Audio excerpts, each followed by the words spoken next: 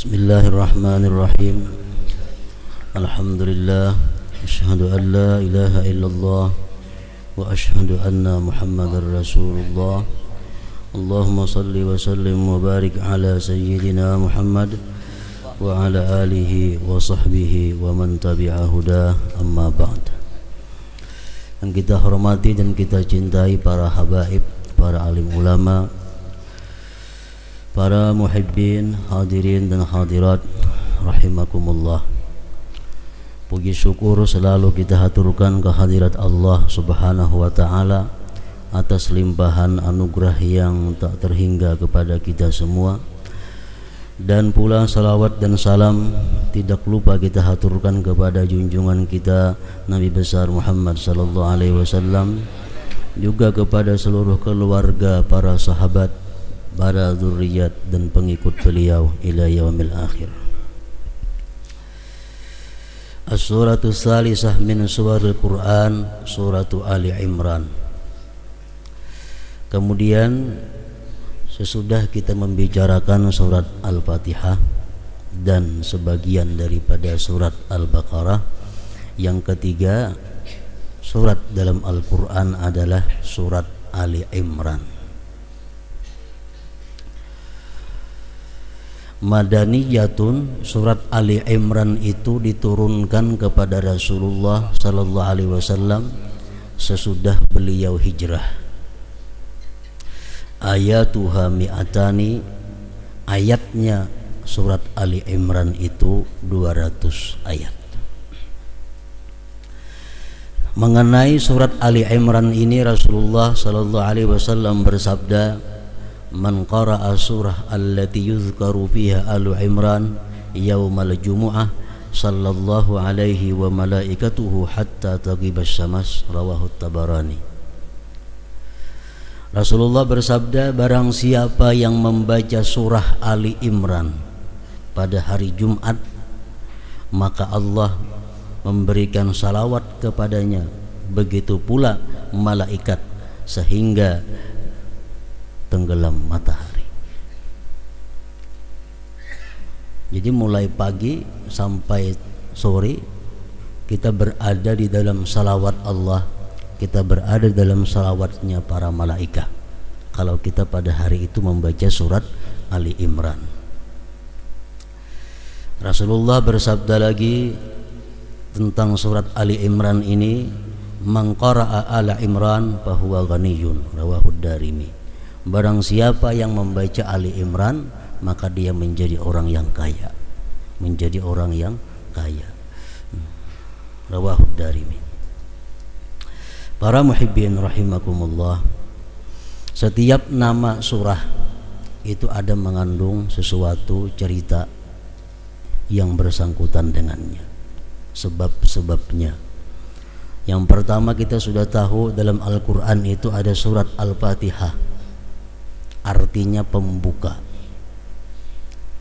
Dinamai itu surat Fatihah karena diletakkan nomor 1, surat pembuka Al-Quran. Kemudian kita pula mengetahui surat Al-Baqarah dinamakan itu surat yang kedua, surat Al-Baqarah, karena di dalam surat itu ada tentang cerita sapi Baqarah. Nah, di sini pun demikian, surat yang nomor 3 dalam Al-Quran adalah surat Ali Imran. Ali Imran artinya keluarga Imran, keluarganya Imran.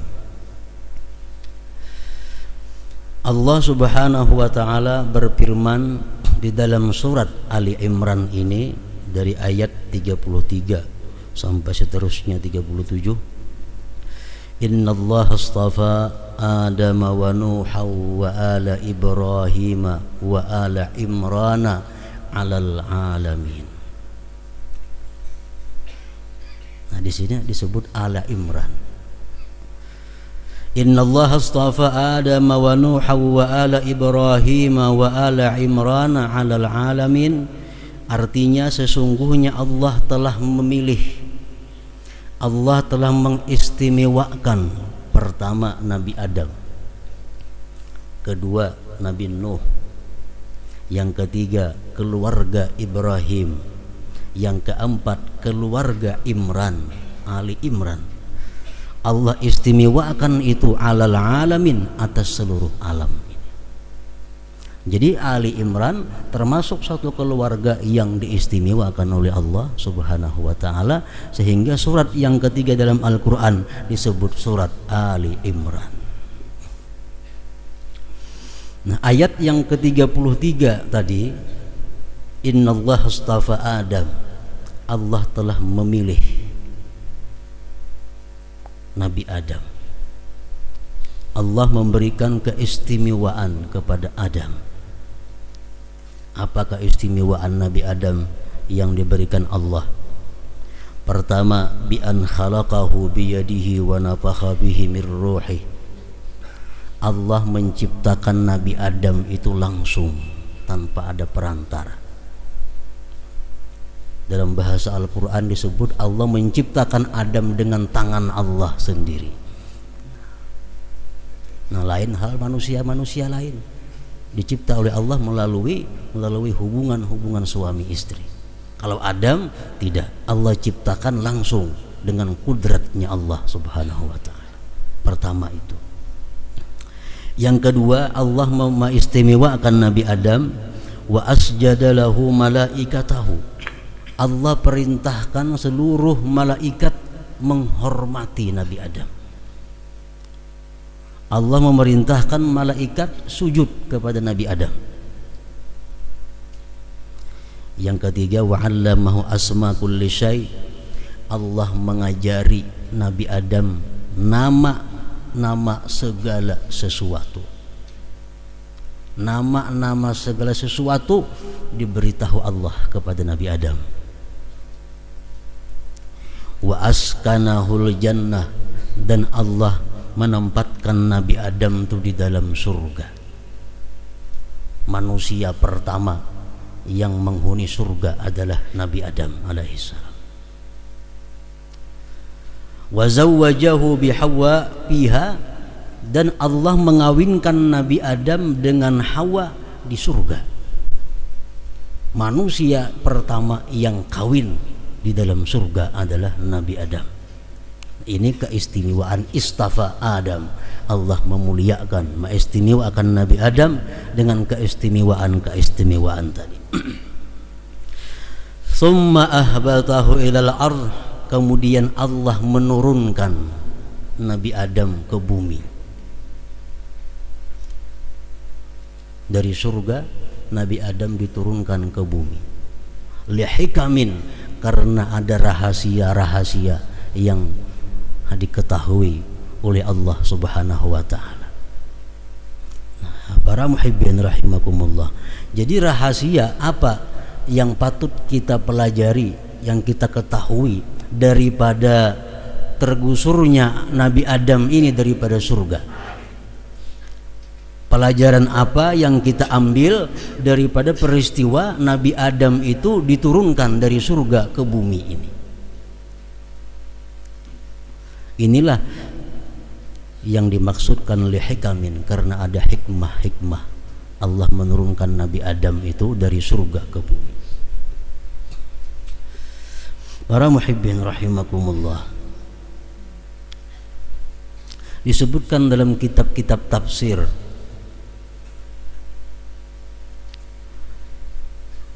bahwa Nabi Adam itu diturunkan ke bumi dari surga karena memakan buah yang dilarang. Kenapa Adam memakan buah yang dilarang itu? Adam ditanya, kenapa engkau memakan buah yang sudah kularang itu, kata Allah. Adam menjawab, amaratni Hawa, aku diperintahkan oleh Hawa, bininya Siti Hawa. Ya Allah, aku makan itu buah karena aku diperintah oleh Hawa. Limutawa'ati Hawa, karena aku mentaati istriku Hawa. Karena aku mentaati istriku Hawa. Sedangkan Hawa, kenapa Hawa makan buah yang terlarang itu? Li'annaha la taqna'u bima abahallahu laha fil jannah. Karena Hawa ini tidak puas dengan apa-apa yang dibolehkan Allah di dalam surga itu. Itu salah satu di antara hikmahnya. Dalam surga mungkin pohon-pohon buah-buah kada terhitung, buah-buah yang lezat, buah-buah yang nikmat kada terhingga. Semuanya itu dibolehkan memakannya Adam dan Hawa ini, kecuali hanya satu buah, hanya satu batang pohon yang buahnya kada boleh dimakan. Ibaratnya di kampung kita ada 1.000.000 batang pohon, 1.000.000 macam buah, kita boleh memakan, hanya ada satu yang kada boleh memakan. Nah, Hawa kada puas, padahal sudah bermacam-macam buah yang dibolehkan, tapi Hawa kada puas kalau kada merasai sebuting nang dilarang itu nang apa? Ngarannya tamak. Kada puas dengan yang diberikan Allah, ngarannya adalah tamak. Kalau kita merasa cukup terhadap apa yang diberi Allah, ngarannya qanaah. Nah, jadi Hawa ini tamak. Dan Hawa ini menyuruh Adam memakan itu juga. Nah, Adam karena sayang lawan bininya, karena sayang dengan Hawa, Adam mentaati apa kata Hawa, memakan buah itu. Akhirnya kedua-duanya diturunkan oleh Allah Subhanahu wa taala. Nah, para muhibbin rahimakumullah, dari cerita sedikit itu dapat kita ambil satu kesimpulan, bahwa surga tempat yang indah, surga tempat yang serba ada, surga tempat yang mewah. Sedangkan bumi tempat yang kotor, bumi tempatnya bala, bumi tempatnya bencana. Adam dari tempat yang begitu indah turun kepada tempat yang sangat rendah, bumi ini. Kenapa sebabnya? Iya tadi, pertama karena Hawa tidak qanaah atau karena Hawa tamak. Yang kedua karena Adam ini mentaati apa yang diminta oleh Hawa. Nah, para muhibbin rahimakumullah, jadi dalam kehidupan kita sehari-hari ini, kita akan menjadi susah, kita akan menjadi payah, kita tidak akan merasakan satu kebahagiaan hidup kalau kita bersifat tamak. Kalau kita bersifat tamak, contohnya ya Hawa tadi, karena dia bersifat tamak, akhirnya gugur ke bumi. Nah, itu juga demikian pula halnya kita, kalau kita bersifat tamak, kita selalu tidak cukup dengan apa yang diberikan Allah, kita hidup akan susah. Kita kada akan menemukan kebahagiaan, kada akan menemukan ketenangan di dalam dunia ini. Nah, sifat tamak inilah yang menarik seseorang, yang menarik membawa seseorang melanggar undang-undang Allah Subhanahu wa taala. Orang yang bersifat tamak ini mau menipu ujungnya apa? Penjara, sengsara. Orang yang bersifat tamak ini mau mencari harta siang malam, hujan panas, akhirnya awak uyuh, penyakit kuning, sengsara. Akibat tamak.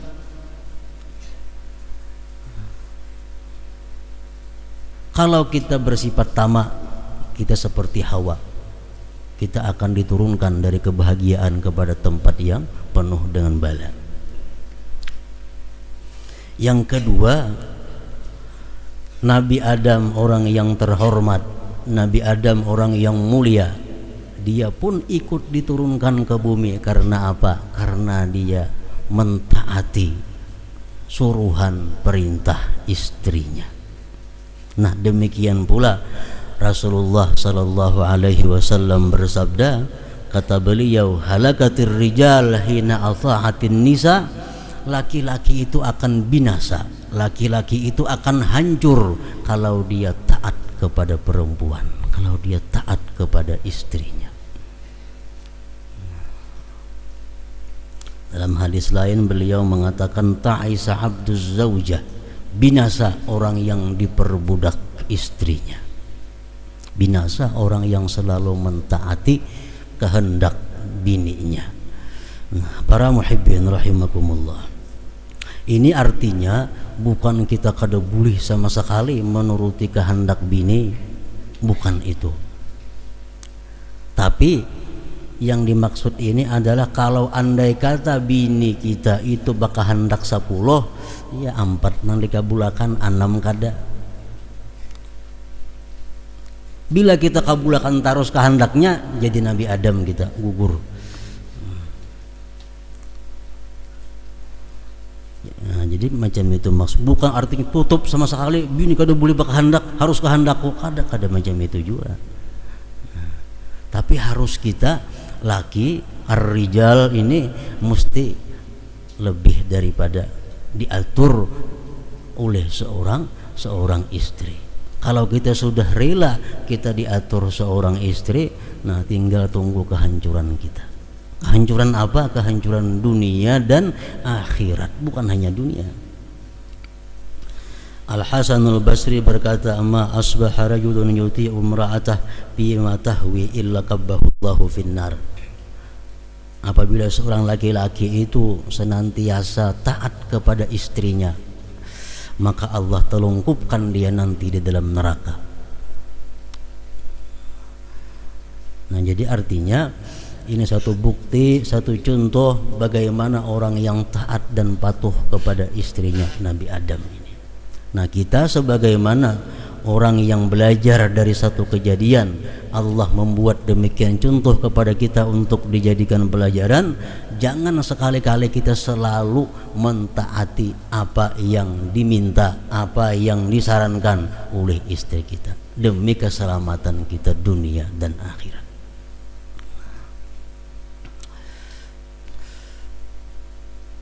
Nah, kemudian lanjutan ayat tadi, Innallaha astafa Adam wa Nuha, Allah mengistimewakan pula Nabi Nuh.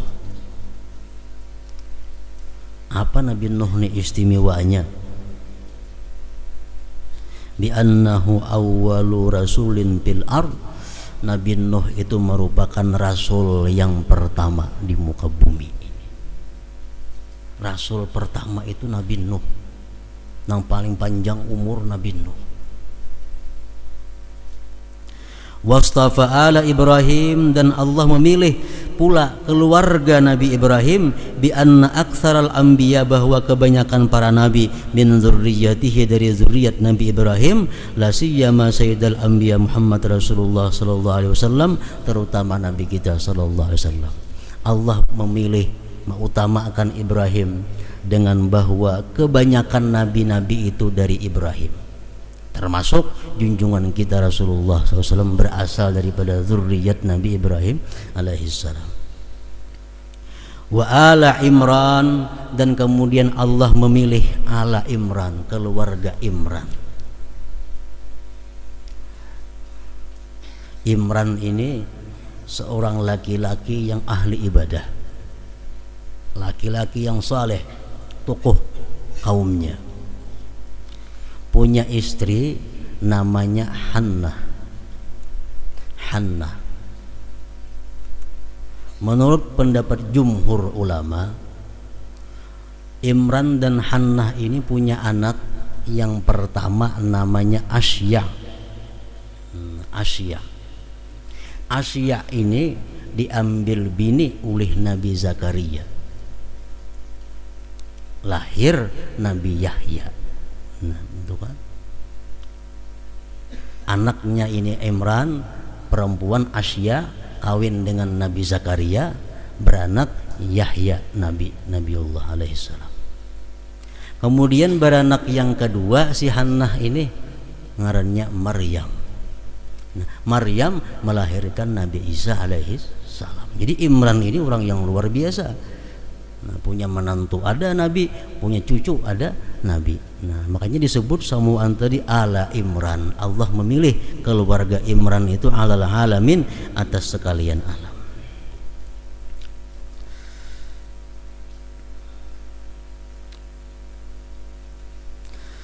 Kemudian ayat berikutnya daripada surat Ali Imran ini adalah dzurriyyatan ba'dhuha min ba'd wallahu sami'un alim.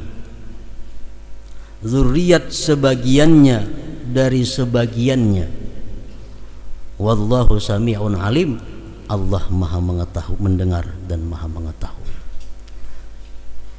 Maksudnya zuriat sebagian dari sebagian itu adalah para nabi itu zuriatnya taputar ya jadi satu. Nabi melahirkan nabi, cucunya nabi, ya zuriat dari sebagian. Contohnya Nabi Nuh alaihi salam. Nabi Nuh ini kalau disusur ke atas Idris, Nabi Idris. Nabi Idris disasar lagi ke atas Nabi Sis, ada Nabi Sis. Sis ini anak Nabi Adam alaihi salam. Nah itu zuriat. Ibrahim, Nabi Ibrahim kalau silsilahnya diurut ke atas sampainya kepada Nabi Nuh. Nuh sampai kepada selanjutnya tadi. Kemudian lagi Nabi Musa. Nabi Musa ini kalau diurut zuriatnya sampai ke Nabi Yakub. Yakub anaknya Ishak. Ishak anaknya Nabi Ibrahim. Nah demikian pula Imran. Imran ini kalau diusur ke atas zuriatnya adalah sampai kepada Nabi Sulaiman. Nabi Sulaiman anak oleh Nabi Daud. Nabi Daud terus disasar sampainya kepada Yakub. Yakub anaknya Ishak, Ishak anaknya Ibrahim. Nah, jadi zurriyatan ba'dhuha min ba'din. Zuriat sebagian dari sebagian. Jadi artinya istilah orang kita dahulu bahwa buah itu gugurnya kada jauh daripada pohonnya. Ini orang Nabi, anaknya pun Nabi, kada anaknya cucunya, kada cucunya buyutnya nang jadi Nabi. Zurriyatan ba'dhuha min ba'd. Nah para muhibbin rahimakumullah, menurut para ahli hikmah, ahli hukama, kenapa rahasianya anak itu biasanya kada jauh daripada orang tuanya? Biasa kalau orang tuanya pedagang, anaknya kada jauh daripada pedagang. Kalau orang tuanya pegawai negeri, anaknya kada jauh daripada pegawai negeri, paling kada menghunur kayaknya. Umpamanya orang tuanya ini orang saleh, kayaknya anaknya kada jauh daripada itu. Orang tuanya ini supir, anaknya insya Allah supir juga. Lihat keadaannya. Orang tuanya ini tukang, anak cucunya kada jauh daripada tukang. Nah ini zurriyatan ba'dhuha min ba'd. Zuriat daripada zuriat juga. Nah kenapa rahasianya itu menurut para ahli hikmah tadi? Sebahagian daripada rahasia itu adalah pemikiran seseorang itu sewaktu hendak mengumpuli istrinya. Ini sangat berpengaruh kepada status anak kayaknya begitu lahir, kalau itu jadi anak. Tukang tuh pikirannya siang malam pertukangan aja.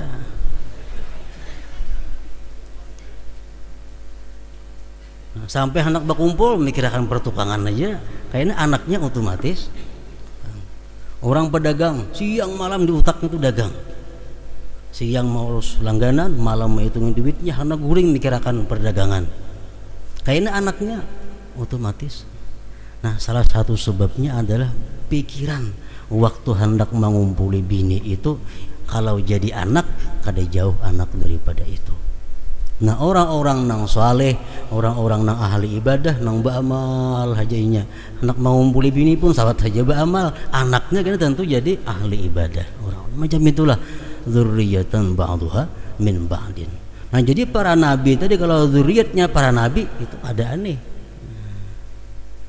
Karena mereka disibukkan sehari-harinya dengan tugas nubuwah, dengan tugas kenabiannya.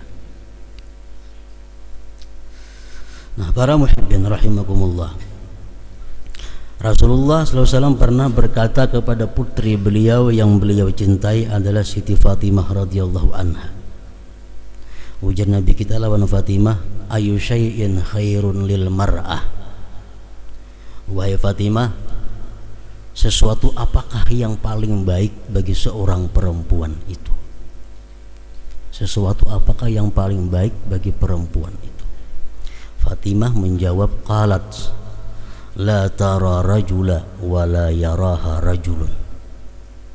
Perempuan itu yang terbaik wahai Rasulullah adalah perempuan yang tidak melihat laki-laki lain dan tidak dilihat oleh laki-laki lain. Begitu mendengar jawaban itu, Rasulullah memeluk kepada Fatimah dan berkata, dzurriyyatan ba'dhuha min ba'din. Nah, ini artinya apa? Orang nang harat melahirkan anak yang harat juga. Nah, dzurriyyatan ba'dhuha min ba'din. Kemudian ayat berikutnya, wa idz qalat imra'atu Imran rabbi inni nadartu laka ma fi batni muharrara fataqabbal minni innaka antas samiul alim.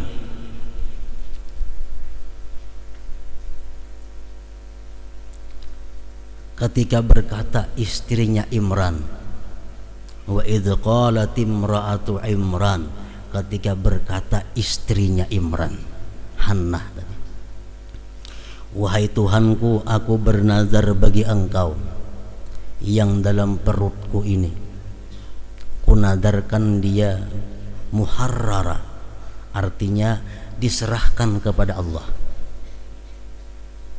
maka terimalah daripadaku, sesungguhnya engkau maha mendengar dan maha mengetahui. Jadi Imran lawan bininya ini, waktu bininya belum lagi hamil, sudah berunding lagi bini. Kita amunnya kena anak ini kita serahkan kepada Allah, artinya kada mengambil keuntungan lawan anak, kita serahkan kepada Allah. Anak ini kita berikan kepada Masjidil Aqsa. Nah, setelah itu berkumpul Imran lawan Hannah ini. Beberapa saat Imran wafat, Hannah mengandung. Nah, waktu kandungannya itu, dalam waktu mengandung itulah Hannah ini mengulang nazar bersama suaminya dahulu, inni nazartu laka ma fi batni muharrara fataqabbal minni innaka antas samiul alim. Jadi bernazar ini kada berlaku untuk syariat Nabi Muhammad sallallahu alaihi wasallam. Ini syariat Nabi dahulu. Kalau wah ini kada boleh kita bernazar dalam parutnya anak diberiakan, itu kada boleh. Tapi kalau syariat dahulu itu dibenarkan. Nah, jadi Imran lawan Hannah ini waktu hendak berkumpul, dia sudah berniat bahwa anak yang andai kata ini jadi anaknya akan diberikan kepada Allah. Akhirnya apa? Sampai Hannah ini hamil, Hannah pun mengulang kembali kalimat itu. Dan dia berdoa kepada Allah, fataqabbal minni innaka antas samiul alim. Terimalah ini nazarku. Nah, ini hubungannya apa dengan kita para muhibbin rahimakumullah?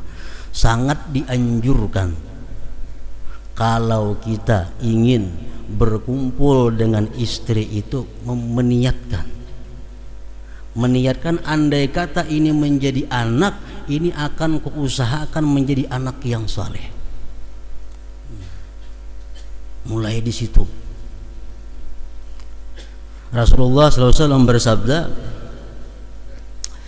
innar rajula la yujami'u ahlahu fayuktabu lahu bijima'ihi ajru waladin zakarin qatala fi sabilillah faqutila. Seorang laki-laki itu bersetubuh dengan istrinya, maka dia diberi pahala dengan sebab bersetubuh itu, pahala seorang anak yang berjuang fisabilillah kemudian dia gugur sebagai syuhada. Maksudnya apa? Si laki-laki ini berniat sebelum mengumpuli bininya, andai kata dari perkumpulan ini lahir seorang anak ini akan kubimbing menjadi pejuang fisabilillah. walaupun dia mati sebagai syuhada. Nah, jadi begitu dia berkumpul bininya sudah diberi Allah pahala orang yang menyerahkan anaknya sebagai syuhada.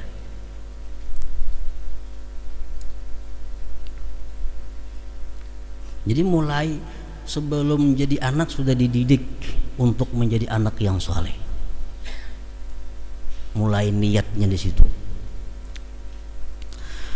Falamma wada'atha qalat rabbi inni wada'tuha untha wallahu a'lamu bima wada'at wa laysa adh-dhakaru kal untha wa inni sammaytuha maryama wa inni u'idzuha bika wa dhurriyyataha minasyaitonir rajim.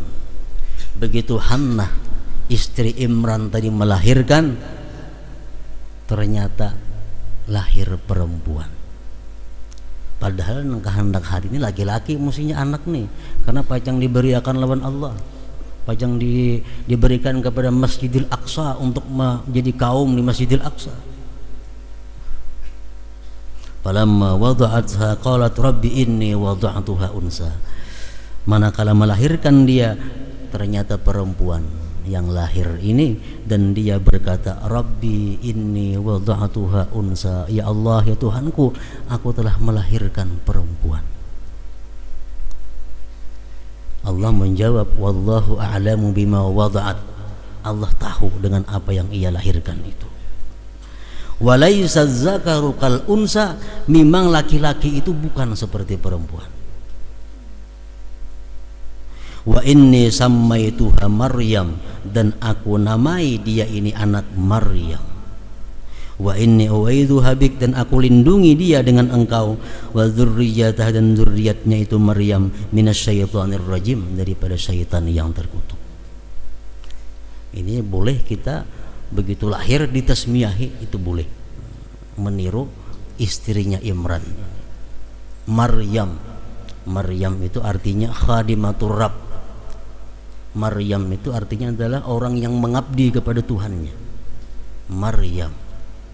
Jadi kalau tulisan bahasa Indonesianya, Maryam itu M-A-R-Y-A-M-I-M. Maryam. Itu maka nang artinya khadimatur Rabb, pengabdi Tuhan. Maryam. M-A-R-Y-A-M, Maryam. Jangan Maryam. Maryam, apalagi Maryam, jangan lagi. Khadimatur Rabb, orang yang mengabdi kepada. Nah, akhirnya fataqabbalaha rabbuha biqabulin hasanin wa ambataha nabatan hasana wa kaffalaha Zakaria kullama dakhala 'alayha Zakaria al-mihrab wajada 'indaha rizqa qala ya Maryamu anna laki hadha qalat huwa min 'indillah innallaha yarzuqu man yasha'u bighairi hisab. Nazar tadi diterima oleh Allah walaupun itu perempuan. Walaupun yang lahir ini perempuan, Maryam, tetap diterima oleh Allah dengan penerimaan yang baik. Allah tumbuhkan dia pertumbuhan yang baik, Maryam tadi, dan mengkafil memelihara akan Maryam itu adalah Zakaria, ipar. Manakala masuk atas Maryam itu Zakaria ke mihrab. Jadi Maryam ini diletakkan, memang nazar sudah untuk memelihara Masjidil Aqsa. Jadi dia guringnya di Masjidil Aqsa, diulahkan kamar di sana, dikunci, kada boleh masuk selain Zakaria. Kalau orang sudah habisan beribadah di sana, Maryam membersihkan masjid itu. Nabi Zakaria ma'atari makanan, ma'atari minuman ke kamarnya Maryam itu.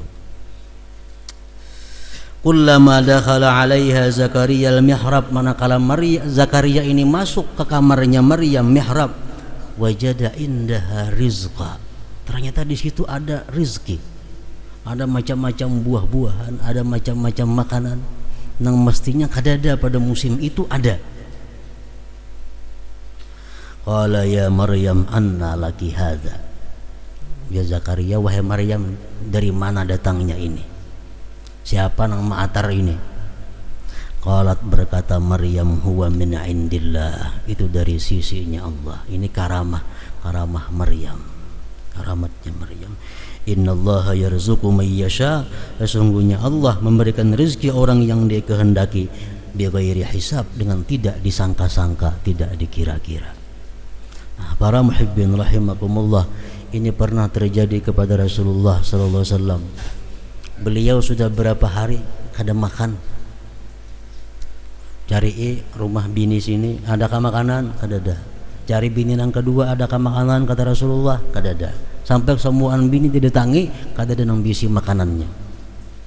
Sampai sidin ke rumah Aisyah Fatimah radhiyallahu an.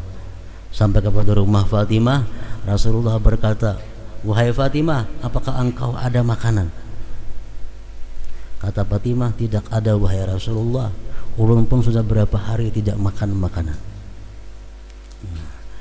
Kemudian Rasulullah berkata kepada Fatimah, coba buka itu apa dalam bejana itu. Nah, begitu dibuka oleh Fatimah, dalam bejana ternyata ada roti, ada daging, ada macam-macam makanan. Nah, kata Rasulullah, dari mana engkau ini hai Fatimah makanan ini?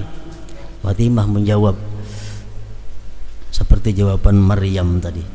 Qalat huwa min indillah, innallaha yarzuqu may yasha bighairi hisab. Nah, kalau ini ajar Fatimah ada tahu juga ini dari Allah. Innallaha yarzuqu may yasha bighairi hisab. Para muhibbin rahimakumullah, maka demikianlah sekilas tentang sebab nama surat yang ketiga ini dinamai dengan Ali Imran tadi, karena ada sedikit tentang kisah keluarga Imran. Mudah-mudahan Allah Subhanahu wa taala memberikan kita hidayah, petunjuk, sehingga kita bisa mengambil pelajaran hikmah daripada kejadian-kejadian yang tersebut tadi. Ila hadratin Nabi sallallahu alaihi wasallam. Al-Fatihah.